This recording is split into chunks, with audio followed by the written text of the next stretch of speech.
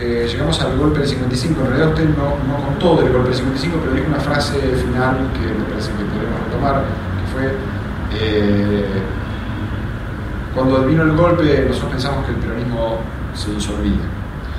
Y podríamos retomar la experiencia suya del golpe y esa frase, y si pudiera explicarle cómo fue la... Bueno, sí, bueno, ¿largamos? Sí. Bueno, la caída fue tan abrupta, y a pesar que muchos teníamos noción de que se estaba gestando un golpe contra el peronismo, nunca creíamos que eso iba a suceder en la forma tan fulminante en que ocurrió. Ahora reparen ustedes que los que pensábamos de otra manera, después nos fuimos, de alguna manera se corroboró cuando Lonardi lanza lo de ni vencedores ni vencidos. Cuando Lonardi dice vengo a corregir un poco los desvíos del peronismo, pero el peronismo es una fuerza respetable, con consignas que compartimos. Esto no está dicho así textualmente, pero es la interpretación que muchos le dieron al golpe del 55, que desorientó, ¿no? Porque inclusive el movimiento obrero, que tenía que defender sus posiciones de defensa de los derechos de los trabajadores en las negociaciones colectivas, en las paritarias, tomó una actitud relativamente, diría yo, contemporizadora con el golpe militar. Y ahí están las reuniones que tienen los dirigentes sindicales con los libertadores a los pocos días. Y bueno, ustedes lo pueden eso recapitular, porque hay infinidad de testimonios, ¿verdad? Por otra parte,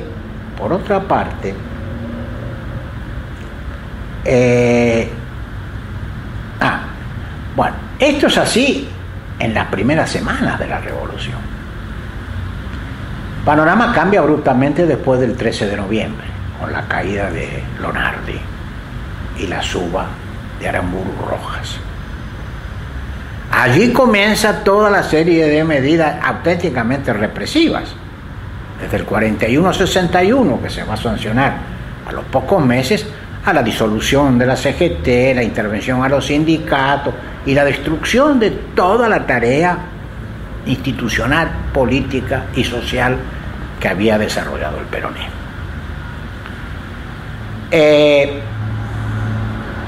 Entonces sí se aprecia, por lo menos algunos de nosotros lo vimos así, como que este golpe, esta revolución,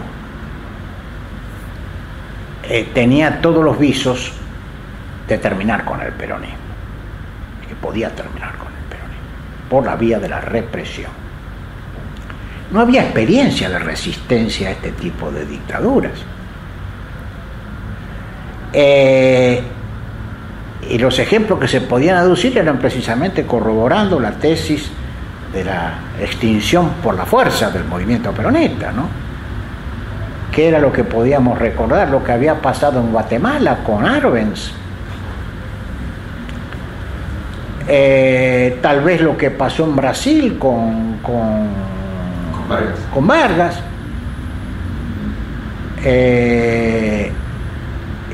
Yo no sé si venía a cuento la experiencia en Perú del APRA, no recuerdo. Está lo de Céspedes en Bolivia también. Lo de Céspedes en Bolivia. Es decir, eso ustedes seguramente lo van a enriquecer, este aspecto. Es decir,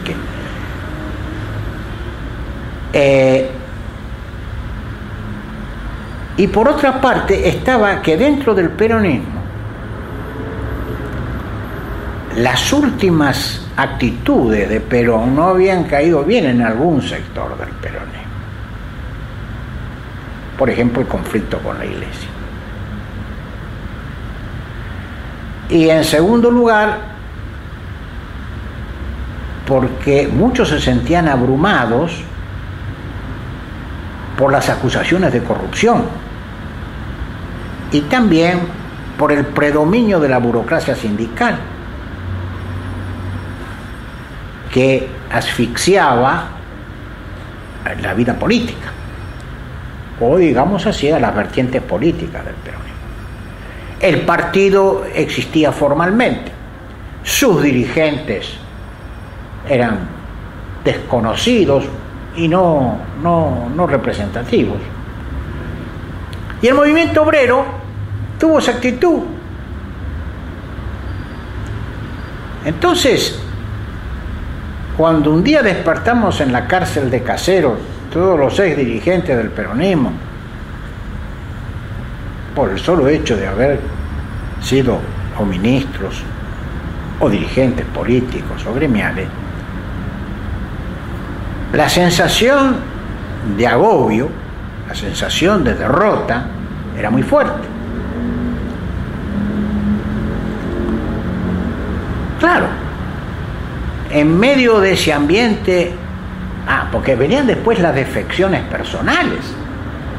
Nosotros habíamos visto la claudicación de Teiser y de otros líderes que me van a permitir que no los nombre porque ya pertenecen a la historia. Y el ambiente en la cárcel mismo era derrotista. Se pensaba que Perón se iba a desentender de la vida de los argentinos, que iba a entender que su ciclo había terminado y que no iba a haber elementos para nada, salvo algunos. Por ejemplo, John William Cook era el único dirigente que en la cárcel, porque eso se veía en la cárcel, ¿no? Ahí todos presos, sin nada que hacer, entonces teníamos más oportunidad de sincerarnos unos a los otros. Y entonces usted encontraba de todo, encontraba los que se resignaban, los que criticaban, los que justificaban, hasta justificaban el hecho revolucionario, los que miraban el proceso con una esperanza recóndita, pero tal vez ilusa, que al poco tiempo se convirtió en el avión negro, en la expectativa del avión negro que empezó a surgir en alguna de las bases peronistas. Y algo que muchos palpábamos, yo entre otros, ¿por qué lo voy a negar? Sí, podrá haber sido mentira todo lo que el peronismo despertó en las masas argentinas. ¿Será una ilusión lo que veíamos desde los balcones de la Casa Rosado, esa enorme multitud gritando la vida por Perón? Era todo un engaño, un autoengaño en que habíamos incurrido y detrás de eso no había absolutamente nada. O eso tenía presencia, eso tenía existencia, eso, digamos, eso, bueno, tenía existencia, existía, era realidad, no era una fantasía, no era una ilusión. Entonces, sobre algunos dirigentes, ahí mismo en la cárcel, se planteaban ya cómo resistir a la dictadura, mientras no teníamos todavía ninguna noticia de Perón. Y entre ellos el más dinámico, el más notorio era John William Cook, también Albrier, también Rocamora, también Pablo Ramela, también había un pabellón donde se reunían los más conspicuos resistentes, ¿no? Sí, claro, me acuerdo cuando el 9 de junio, el día de los fusilamientos, los comandos civiles entraron a la cárcel armados, cosa prohibida por la ley, y sacaron de sus celdas a un grupo de líderes, de dirigentes, Leloir, Cook, Albrier, ¿qué más? No me acuerdo la lista, tendría que revisar. Pero está en las crónicas de ese tiempo. Y se los llevaron a la cárcel de Ushuaia. Gómez Morales, por ejemplo, que no había sido más que un técnico y hasta de origen, de filiación conservadora, también haciendo gala de una gran presencia,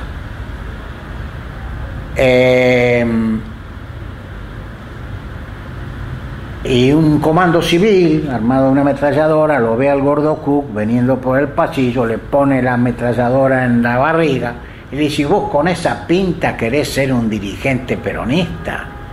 Y Cook lo mira, no sabía que para ser dirigente peronista había que ganar un concurso de belleza, le contesta, ¿no? Bueno, y todas esas, ¿cómo te podría decir? Resistencias, para llamarlo de alguna manera, iban vigorizando la opinión de muchos de los que mirábamos eso con una gran dosis de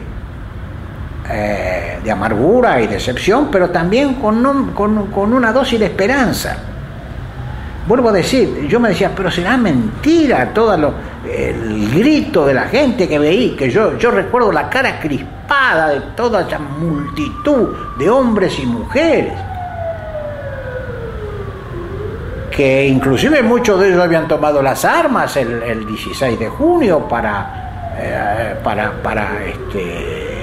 habían concurrido a la Plaza de Mayo. Bueno,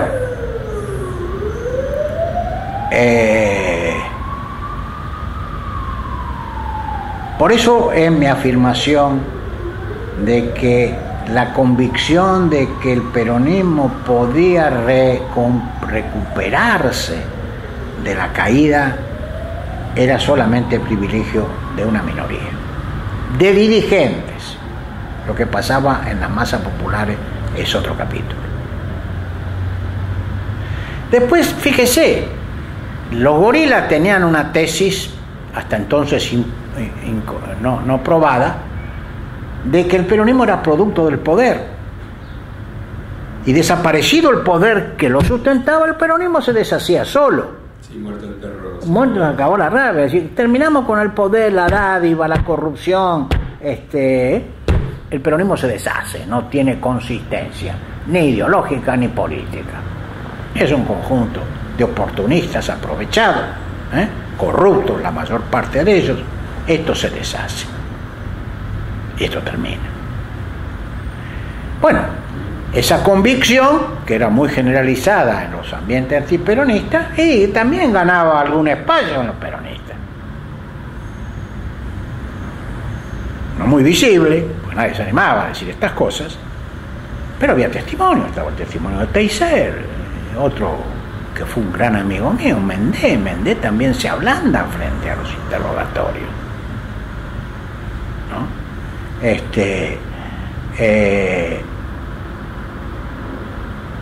Y otros no tan notorios, pero los hubo. Y la actitud, digo, vacilante y en cierta manera equívoca de algunos dirigentes gremiales, de muchos dirigentes gremiales. Bueno, de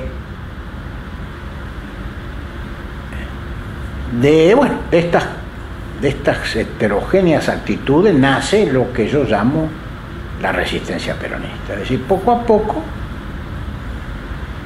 comenzamos a percibir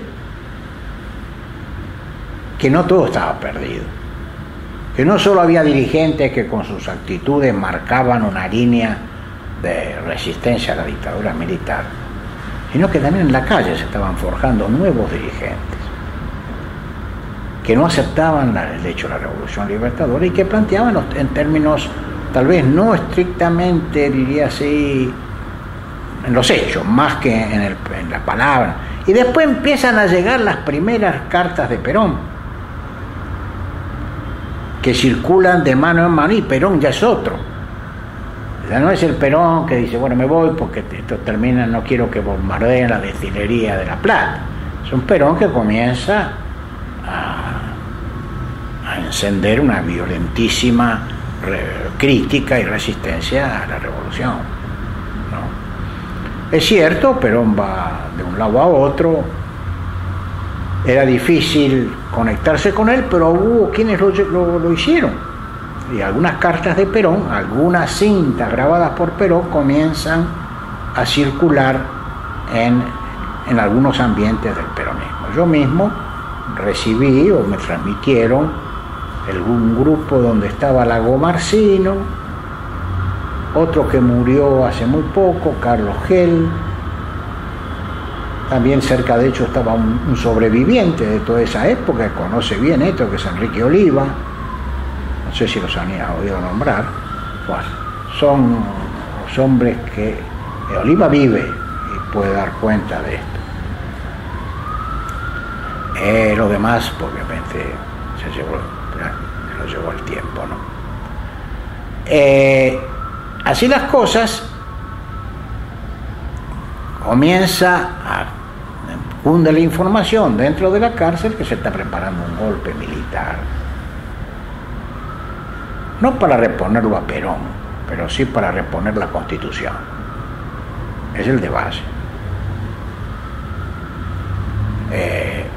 Muchos de nosotros aceptábamos más con esperanza y que con realismo decíamos, no creemos posible que haya posibilidades de un golpe militar para recomponer la situación política, traerlo a Perón o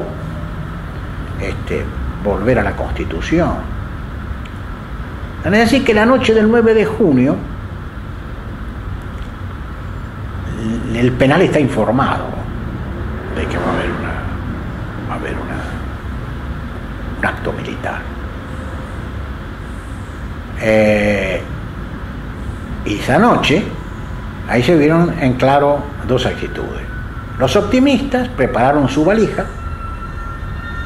Todavía me lo acuerdo del hermano de Aloe poniéndose la corbata frente a un espejo y silbando, porque un tanque iba a venir, arrancaría la puerta de hierro de la cárcel de Caseros y ahí salíamos todos. Otros teníamos una actitud más pasiva, no creíamos, pero tampoco desalentábamos esa expectativa, y después estaban los negativos que decían, no sueñen, los van a fusilar a todos. Bueno, bueno, estalla el golpe del 9 de junio, a duras penas habíamos conseguido rescatar una radio que teníamos bajo un colchón, porque los carceleros registraban todo, y de allí escuchamos, o por lo menos el que escuchaba nos transmitía los comunicados, otra cosa no había. Entonces sabíamos del levantamiento en La Pampa, del intento de copar La Plata, y en Campo de Mayo nada. Entonces digo, no, esto no. Bueno.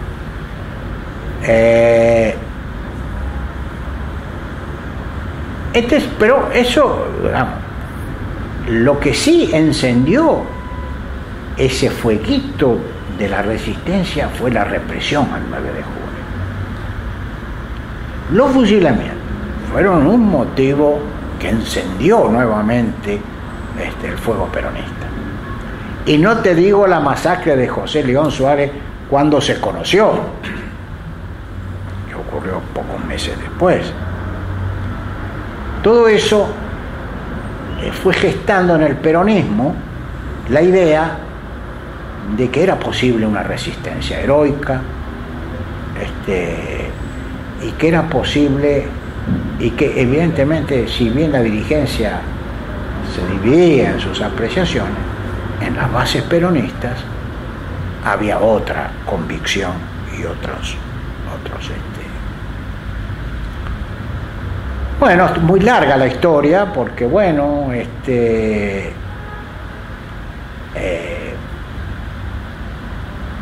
viene las elecciones de 1957, las constituyentes del 57, ¿se acuerdan ustedes? Sí, sí. ¿Usted, senador, en ese momento todavía está preso? No, yo recupero mi libertad a fines del 56. ¿Desde Caseros? Desde Caseros. ¿Usted no fue trasladado a...? No, me salvé de ir a Ushuaia. Estaba en la lista, pero me salvé.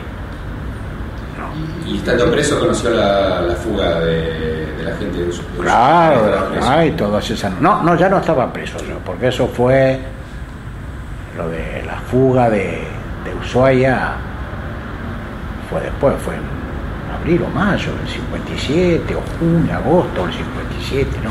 Yo no estaba preso todavía. No está, ya había quedado en libertad. ¿Y su situación legal, digamos, a disposición del Poder Ejecutivo? Pero además, teníamos proceso todos. Yo tenía proceso por asociación ilícita, por defraudación al Estado y por incumplimiento de lo que tienen. Me tiraban el Código Penal encima. Había un juez, Botet, que era el encargado de instrumentar judicialmente, a través de juicios penales, toda esta serie de actitudes represivas del peronismo, ¿no? Contra el peronismo. ¿Y ese proceso en qué terminó? ¿En qué consistió el proceso judicial? ¿En qué terminó? El proceso judicial, por lo menos le hablo de mi experiencia. El proceso judicial se instauró, fui a la tribunal, me llevaron esposado, me acuerdo que me hicieron pasear ahí por esos pasillos malditos. Me entrevistó el juez, me tomó declaración y me encajó la prisión preventiva. Yo apelo ante la Cámara, y hay que reconocer, la Cámara estaba hecha por hombres independientes, revocó el fallo del juez y ordenó mi libertad. Pero entonces te ponían a disposición del Poder Ejecutivo, ¿no? ¿Cómo salir de eso? Era virtualmente imposible. Pero voy a contar una anécdota personal. Pero estábamos en cómo termina esto. Todos estos procesos están abiertos cuando llega Frondizi. Frondizi declara una amnistía. Yo me presento al juez y digo, yo no quiero la amnistía, quiero que juzgue si yo he cometido algún delito o no. Y el juez me dice, no, está sobreseído definitivamente. Por eso le digo el episodio personal. El otro episodio personal, más grotesco, es cómo salgo yo de la cárcel. No salía nadie. Uno que en un momento se pensó y corrió el rumor en el penal que se iba a ir era Alonso, el dirigente gremial del vestido, que después lo mataron, ¿no? Me acuerdo la tensión que había en el Senado, porque todos esperábamos alguna señal, algo de que nos devolviera la esperanza de que podíamos salir, porque a disposición del productivo podíamos estar años. Bueno, ¿y cómo salí yo? Qué curioso. Resulta que mi mujer no dejaba político o militar a quien habíamos conocido en nuestra época de gobierno por ver. Y todas las respuestas eran las mismas. Hasta que un día me acuerdo, me dice mi mujer, mirá, ¿te acordás de fulano? Sí, compañero del barrio era, donde vivíamos, ¿no? Y él ahora es cabo en el ejército, y es una especie de ordenanza de Aramburu. Es el que le prepara los uniformes, le ilustra las botas, le prepara toda esa... Ayudante de cámara. Ayudante de cámara. Ah, sí, bueno. ¿Qué te parece? ¿No te parece que lo podríamos ver a ver si puede hacer algo? Digo, pero acá me joder. Acá me visitaron obispos, vos viste generales, has visto brigadieres. Y ¿cómo va a ser fulano? Que cabo, lustrabota de Aramburu. Va. Y déjamelo, anda, yo voy a hablar con la mujer, que es amiga nuestra. A ver, te quería dar el gusto, date el gusto, no va a pasar nada. Y la historia se entrama así. Mi mujer habla con la señora de este cabo, después habla con el cabo, se acuerda de mí, de nuestros tiempos en que estábamos juntos en el barrio, que íbamos a la misma parroquia, a la misa de la misma parroquia. Y bueno, y un buen día, mi mujer, yo la veía solamente en los momentos de las visitas, me dice, mira, dice, él lo va a hablar a Aramburu. Y hay que esperar la respuesta. Entonces a la semana siguiente me dice, no, sí, Aramburu dijo que sí, que te va a sacar, pero que tenés que hacer una carta diciendo que no vas a meterte más en política. Mira, yo le firmo cualquier cosa. Si es que poner que no voy a actuar más en política, yo le hago una carta. Bueno, mi mujer se entrevista con Manrique, que era secretario general de la presidencia, y le dice, bueno, mire, o sea, el marido no tiene proceso, el marido no tiene delito, el marido es un hombre de bien. La cuestión que Aramburu firma eso causó un impacto en el penal tremendo, porque yo era el primero que salía y dedujeron que el que había intervenido era el Papa, lo menos que pensaron. Ya Cafiero cómo se las arregló para que el Vaticano lo hiciera dejar en libertad. Yo nunca lo desmentí, eso no me convenía. Del cabo al Papa. Claro, si hubieran, porque nadie me iba a creer. En cabo del ejército, Teodoro Fresno se llamaba, que era el ayudante de Aramburu, le había dicho al general Aramburu, déjelo en libertad, Cafiero, que es un buen muchacho, y que no ha matado a nadie, ni ha robado nada, y que hubiera, bueno, y así fue que salimos en libertad. Bueno, eso forma parte de muchas de las anécdotas que he vivido en mi vida política. Pero esta es la verdad. Bueno, pero a ustedes les interesa más que mis memorias, que ya las van a leer algún día cuando las termine, recién empecé.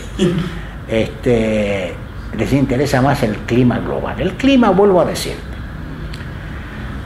frente al escepticismo de muchos, a la creencia esperanzada de otros, poco a poco se va delineando lo que se llamó la resistencia peronista, que puso de relieve que el peronismo no había terminado con la revolución libertadora, que se estaba reagrupando y se estaba reorientando frente a una situación absolutamente distinta que el peronismo fundacional. Ya no contaba con el poder y tenía como fundamental instrumento las organizaciones gremiales, que vanamente la Libertadora intentó copar e intentó combatir. Ahí nacen las 62 organizaciones, en un congreso organizado por líderes militares, ¿cómo se llama? Patrón Laplacet. Patrón Laplacet, que era el primer interventor. Sí, bueno, ahí se convoca a todos los gremios y en el Congreso hay tres posiciones. Una, la de los 32 gremios democráticos, antiperonistas cabales, otra que no se pronunciaba abiertamente, y 62 gremios que dicen nosotros seguimos siendo peronistas.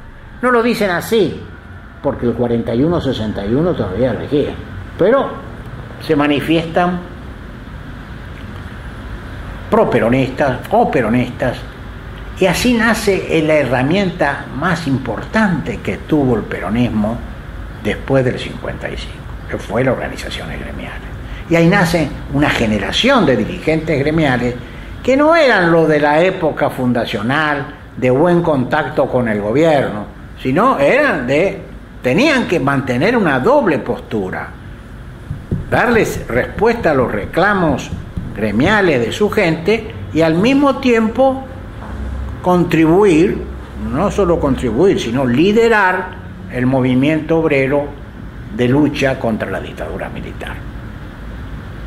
Eso da lugar a divisiones, peleas, y bueno, con el tiempo hasta matanzas entre ellos mismos, ¿no? Muchas de estas cosas las tuvieron que dirimir a los tiros, ¿no? Porque tenían posiciones encontradas.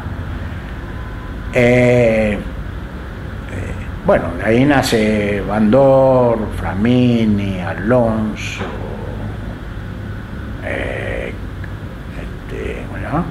bueno, tendría la legalista que era Flamini, le dije, no sé. Bueno, ¿cómo fue que... y frate, y todo esto recibe su espaldarazo con las elecciones de julio del 57. Cuando nosotros apreciamos que la mayoría de los votos son blancos, nos damos cuenta que el peronismo vive. No tendrá estructuras, no tendrá partido, no tendrá alianzas con el poder, pero aún desafiando al poder, el peronismo daba señales de vida vigorosa. 1 millón y pico, no sé cuántos votos sacamos ahí, 57 millones y pico. Bueno, sin partido, sin organización, sin nada. Pero queda configurado el peronismo de la resistencia, que es la segunda etapa del peronismo. El peronismo yo clasifico 8 etapas. El peronismo fundacional y un antecedente que puede ser el preperonismo, que son los movimientos que dieron origen al peronismo, la Forja, toda esa serie. Pero es peronismo fundacional, peronismo de la resistencia, y luego viene qué mal que estoy de memoria, peronismo, lo estuve repasando ayer, tengo que acordar, peronismo fundacional, el peronismo de la resistencia. El peronismo de la resistencia se extiende hasta el 73, subsiste durante la época de Frondizi y subsiste durante la época de Ilia, con otras modalidades, pero es el peronismo. Ahora, si me permite una pregunta, doctor, la primera etapa de la resistencia, ¿no? Es decir, ¿no tiene más importancia todavía figuras como el propio Cook? Sí, claro. Que son de perfil más político. Más perfil político, claro, bueno. Pero empieza la puja interna, porque Cook no es reconocido internamente por dirigentes, como podríamos llamarlos, menos combativos. Cook se radicaliza, Cook viaja a Cuba, Cook le pide a Perón que se instale en Cuba, y eso a Perón no le gustaba. Entonces se encargó, así como había dicho que su único heredero iba a ser Cook, comienza a quitarle facilidad hasta que Cook desaparece, se fuga, ¿no? No le quita valor porque fue un combativo, fue un hombre de una gran capacidad de combate, pero claro, había radicalizado su actitud. Perón utiliza a los radicales, pero no se suma a ellos. Esta es una verdad demostrable a lo largo de toda su historia, ¿no? Bueno, este peronismo de la resistencia nosotros lo hacemos durar hasta el 73. Entonces viene el tercer peronismo, que es el peronismo del retorno. Pero, disculpe que le haga de abogado del diablo. ¿No hay un peronismo, usted no lo llamaría de ese modo, que es el proyecto, digamos, cae de su peso, es el peronismo sin Perón, el llamado peronismo sin Perón? Es decir, eso no es... Sí, pero ese peronismo sin Perón, discúlpeme que le diga esto, es más una caracterización intelectual y mediática que una realidad. Por lo menos así lo viví. Porque le adjudicaban la idea de un peronismo sin Perón a dirigentes que jamás hubieran aceptado esa denominación. A lo sumo podrían decir, como por ejemplo sostenía Bandor, lo que nosotros queremos es que Perón nos consulte, porque nosotros tenemos otros derechos y otros intereses a defender. Y si no somos aptos para defenderlo, nuestra posición se debilita y no servimos ni al peronismo ni constituimos una alternativa válida. Bueno, pero eso es un argumento muy atendible. Yo no digo, ahí hubo un enfrentamiento político muy importante. Sí. Pero no es que, pero no, es que quieren, no, lo que yo siempre me he resistido a admitir es que la intención de los bandoristas, claro, yo era amigo de Bandor, ¿por qué? Porque no había alternativa en el peronismo. En el peronismo, en los años 60, o usted se acercaba a los dirigentes gremiales o usted no existía. Y para acercarse a los dirigentes gremiales tenía que acercarse a quien le dirigían al movimiento gremial.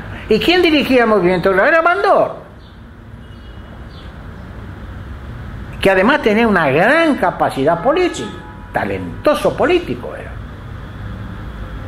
¿no?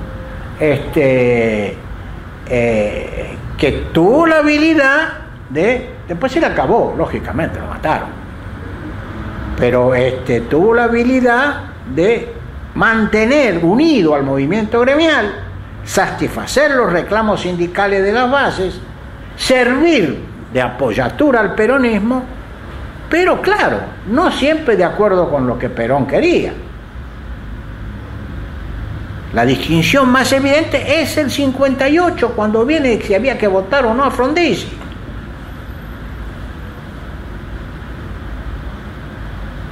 Bandor pone en juego toda su influencia para que se lo votara. No queríamos votar en blanco y que ganara Balbín y que siguiera gobernando el sector más odioso de la Libertadora. A Perón no le gustó eso. Lo aceptó, sobre todo cuando vio que se ganaba. Pero Perón no estuvo de acuerdo con esa estrategia. O sea, Perón fue un poco al pacto Perón-Frondizi a remolque, digamos. A remolque.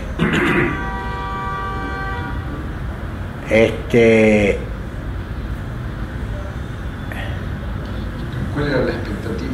Perón, ¿cuál era la estrategia en ese momento? ¿De Perón? Sí.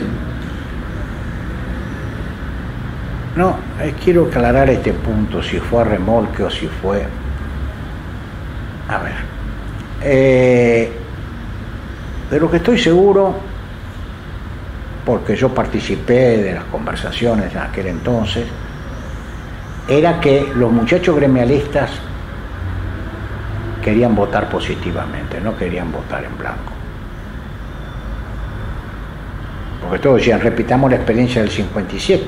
Y los muchachos gremialistas eran más prácticos. ¿Y qué ganamos con eso? Es preferible darle nuestros votos a un candidato que después nos asegure y nos dé las cosas que necesitamos, que nos reconozca la organización gremial y que nos reconozca como actores del proceso político gremial, ¿no? Y entonces, a ver, déjame hacer memoria, porque a veces, entonces me acuerdo, y en cambio Perón recibía todavía la influencia de otros, de los grupos un poco más extremos, más recalcitrantes, que no querían ningún tipo de componendas, sino que aspiraban a repetir el hecho revolucionario, que había fracasado con Valle, pero que se podía en algunas, la resistencia larga, sostenida y profunda hasta que llegue el momento. Entonces va una misión a Madrid,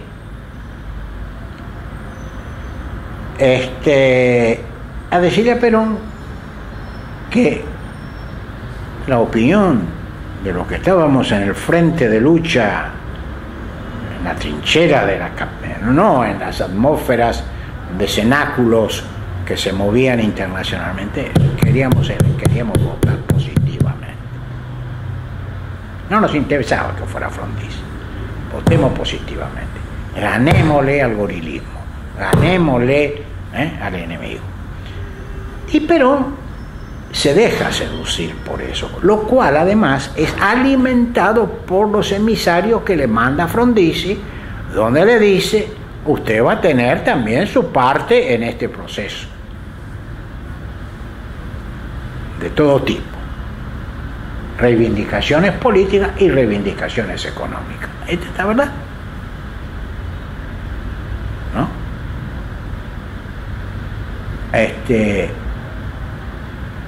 Entonces va a la misión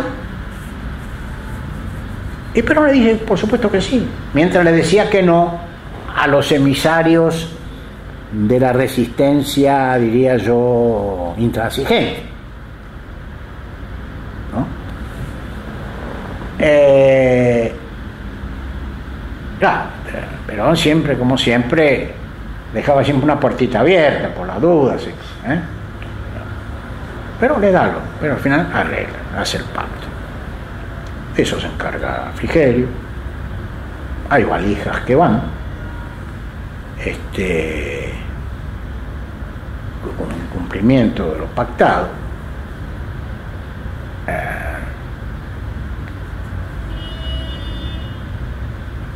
Ahí hay compromisos que Frondizi asume, sobre todo Frigerio, con una liviandad de criterio, sabiendo que no iba a poder cumplir.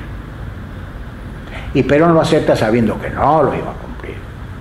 Pero eso ya se verá. Ahora es ir a la elección y derrotar al gorilismo extremo que era la candidatura de Balbín.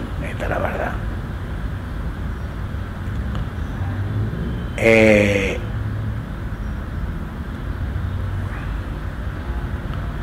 Bueno, ya es historia más reciente, ¿no? Ahora, ¿qué querés? ¿Querés que sigamos adelante? Sí. Bueno, sí, está el otro episodio importante, insistí, metiendo un poco el dedo en la llaga, que es el de Mendoza, digamos, ¿no? Pero ya es durante... Bueno, eso durante el gobierno de Ilia. De Ilia, sí. No, digo... Bueno, el bandorismo, porque claro, ese ejercicio... Sí, antes de pasar a Ilia, ver cómo es que se produce la ruptura con Frondizi, cuáles son las posiciones de los sindicalistas. Claro. Bueno, la ruptura con Frondizi era previsible. Frondizi no podía cumplir con los compromisos que tenía que aceptar. Y la paciencia de los peronistas también tenía un límite. Es decir, ¿cómo seguíamos conteniendo nosotros? Yo era miembro del Comando Superior Peronista.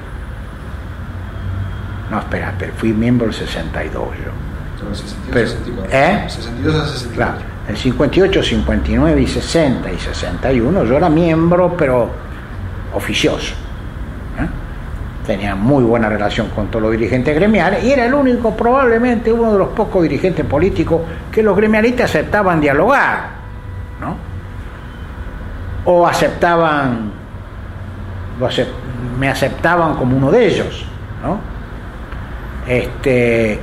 Entonces,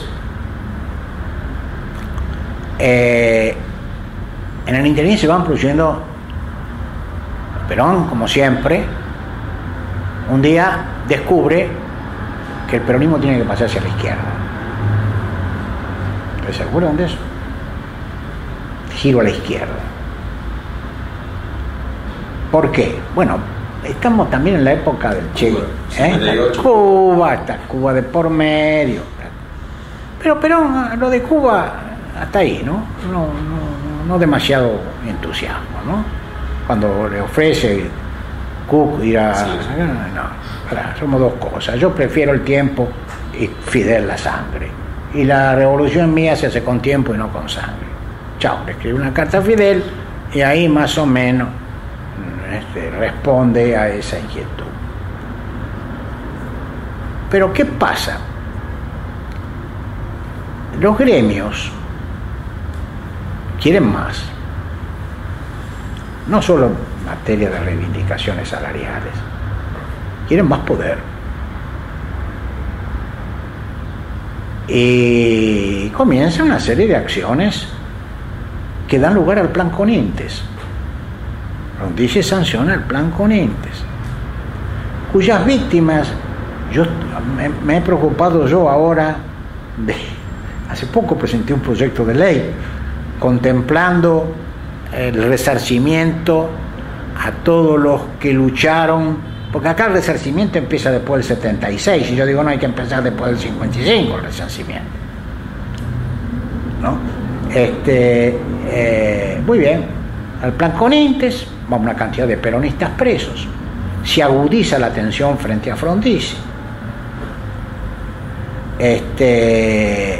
Frondizi insiste en su prédica desarrollista, que muchos dicen que fue muy modernista, que fue un gran estadista. Un estadista es el que valora también las posibilidades que tiene de cumplir con lo que promete. Cuando vos mentís o disimulás la diferencia, no sos un estadista, Yo tengo mis dudas si Frondizi fue un gran estadista o fue un gran oportunista, porque cuando él tiró por la ventana política y petróleo y se enroló en la fila del Fondo Monetario, y nosotros empezamos a castigar. Yo fui uno de los que escribía más violentamente en aquel entonces. O sea, su libro 5 años después. Y ahí publico mi libro 5 años después, que produce un impacto bastante profundo en la militancia peronista de entonces.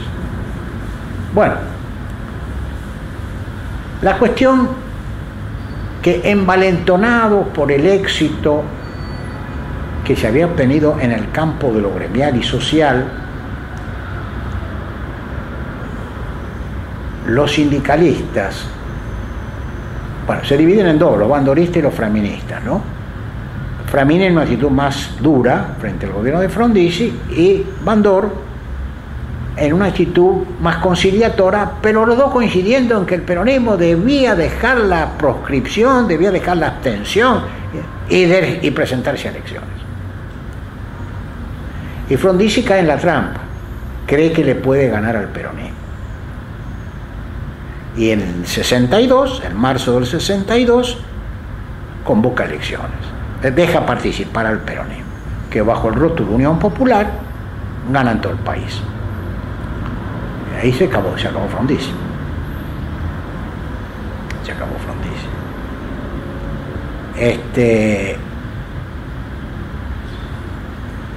¿Y eso produce un cambio en la conducción del peronismo?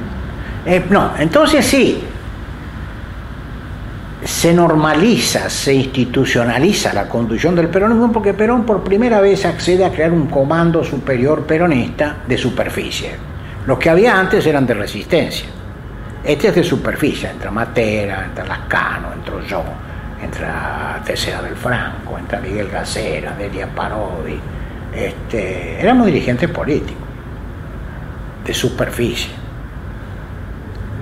que constituimos el Consejo Coordinador. Así hasta el 63, cuando viene la nueva elección, y ahí otra vez la puja. ¿Qué hacemos? ¿Votamos en blanco? ¿Votamos por Unión Popular? No tenemos el partido. Divididos los peronistas de provincias, porque todos querían ir a elecciones. En cambio, nosotros en el orden nacional no queríamos estar todavía en el hecho electoral. ¿Por qué había cambiado la posición? No, porque la dificultad en elegir una fórmula. Sonaron un nombre más disparatados. Solano Lima después, pero hasta este famoso Pérez Compán. Si todo lo que pasaba por Madrid venía ungido con la posibilidad de ser candidato a presidente.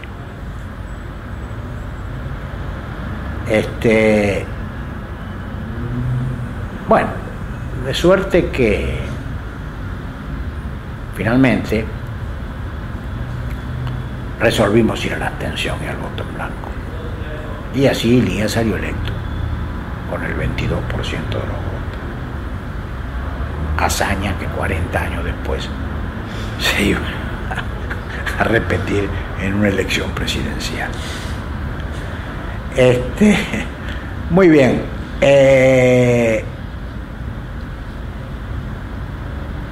Muy bien.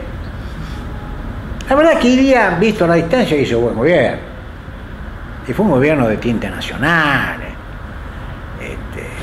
Yo no lo combatí mucho hoy día, la verdad se ha dicho.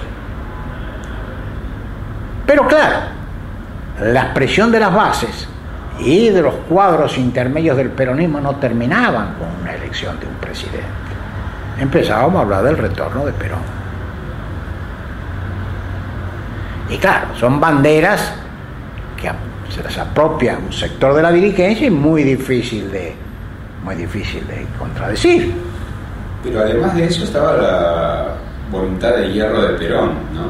Porque me parece que para Perón no había ninguna condición de nada sin su propio retorno, ¿no? Me parece que, o usted piensa que en algún momento... No, sí, no tanto. No, creo que eso... Puede ser que yo me esté engañando, ¿no? Pero... Cuando nosotros hacemos el operativo Retorno del 64,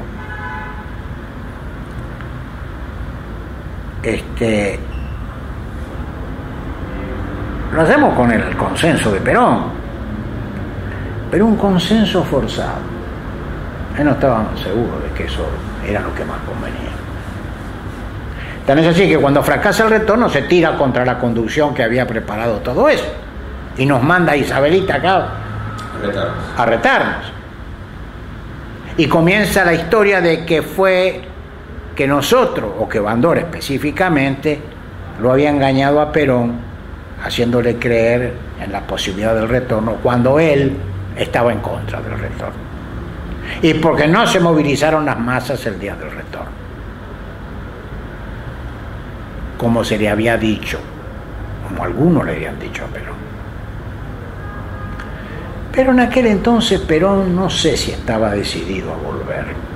Ya comenzaba con algunos problemas médicos de carácter urinario y prostático que...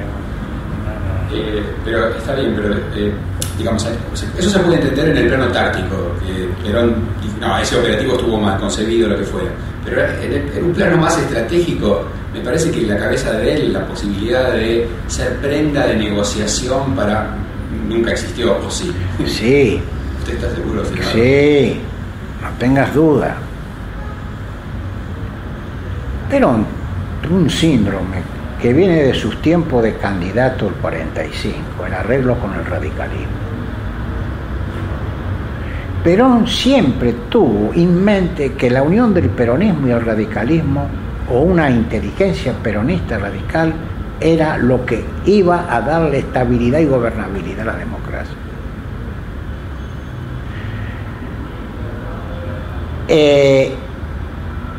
Después le voy a contar una anécdota personal que corrobora lo que le acabo de decir. Pero antes déjeme decirle que cuando él viene, en 64, lean lo que él dice. Él dice, yo voy a pacificar a la Argentina. Y a mí me manda a decir que le diga, porque yo tenía relación con algunos ministros radicales que habían sido compañeros en la facultad. Y me acuerdo que yo se lo dije a Facundo, no a Suárez, a Facundo Suárez no, al hermano, como se llama, Leopoldo Suárez, que era ministro militar, en la casa de Bernardo Neustadt, como lo llamábamos el Senado. Le dije, miren, no se engañen, si ustedes dan 2 o 3 señales, Perón las compra. Si él no quiere en este momento voltearlos a ustedes, porque sabe que lo que viene después de ustedes es una nueva dictadura militar, prefiere arreglar con ustedes. No me creyeron, tenían razones para no creer, porque éramos lo mismo que habíamos hecho el plan habíamos hecho el plan de huelga, ¿se acuerdan? De ocupación de fábrica, todas esas cosas. Entonces no eran muy crédulos los radicales.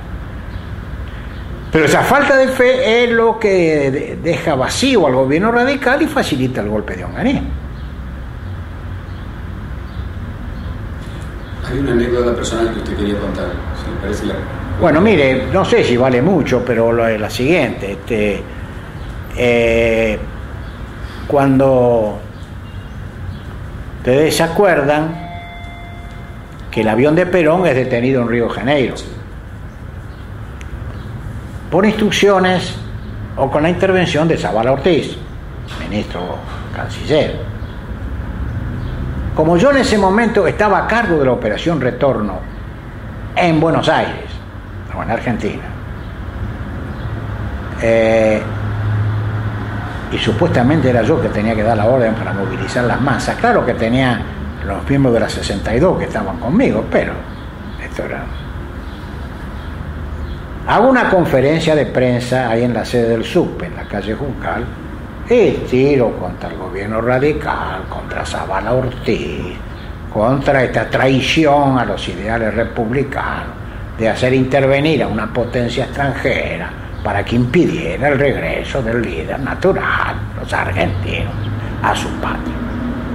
Bueno, muy bien, ahí están los diarios de la época. Termino con eso y comienza a surgir al lado de Perón la idea de que la operación Retorno estaba entregada, que nunca habíamos pensado seriamente en que él volviera. Bueno, pocas semanas después o pocos meses después estoy en Madrid y yo le llevo pocos meses después Zavala Ortiz reconoce expresamente que él convino con el gobierno de Brasil en detener el avión en Río Janeiro. Entonces yo tomo esos recortes y me hago un viaje a Madrid, en uno de los que hacía, y digo, general, que no eran los muchachos los que no querían que usted volviese, lo que no quiere que volviese era Zavala Ortiz y los radicales, que han sido enemigos siempre suyos, nuestros, de todo lo nuestro. Y tiene la prueba, tome, este es lo que dijo, agarró esto, tírelo, dice. Tírelo, lo tiró un tacho de basura, olvídese. Esto lo hizo conmigo, no me lo contó nadie. Eso fue en el 64, 65. Y cuando la manda a Isabel, ¿con quién se ordena Isabel? Con el ministro del Interior de Vilía. ¿Te acordás cómo se llamaba? ¿Cómo se llamaba? Peirano, ¿cómo se llamaba? Bueno, el ministro del Interior. Y nosotros puteábamos como locos. Y lo de Mendoza, es un test que hizo Bandor, que le fracasó. Creyó que tenía el voto peronista, él tenía la organización, pero no el voto. El voto seguía siendo de Perón. Y nos colocaron una placa en la televisión de Mendoza, de Perón, con una leyenda que decía peronismo de pie, que yo, mierda, adiós Bandor. Adiós toda la estructura político-gremial. Todo seguía dependiendo de Perón. Sí, ya, me tengo que ir a escucharlo a otro tipo menos interesante que